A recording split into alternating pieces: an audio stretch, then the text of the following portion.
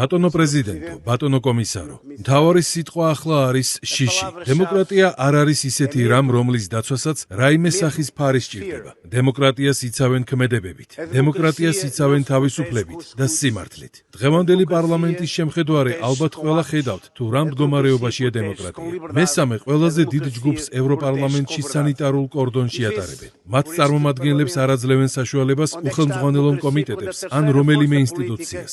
განა ეს არის დემოკრატია. ასე იცავთ დემოკრატიას. აკრძალვებით, ჩემო ძვირფასო მეგობრებო, ეს დემოკრატიის ფარი, რომელზეც თქვენ საუბრობთ, ამოყირავდა. ის მიმართულია, რათა ევროკომისია და სხვა მაღალჩინოსნები დაიცვას ევროპელი ხალხისგან და არაპირისით. სწორედ ევროპელი ხალხი უნდა წყვეტდეს მათთვის ყველაზე მნიშვნელოვან საკითხებს და სწორედ მათ უნდა ეკუთვნოდეთ ბოლო სიტყვა დემოკრატიულ პროცესში. დემოკრატიას არ უნდა ეშინოდეს ხალხის, რადგან არსებითად ის ასახავს განწყობებს და ხალხისგანვე იღებს ლეგიტიმაციას. A democracia não deve ter medo, porque a democracia é e emana do povo. Muito obrigado. გამოიწერე და გაიგე ამბები ლიბერალური ცენზურის გარეშე.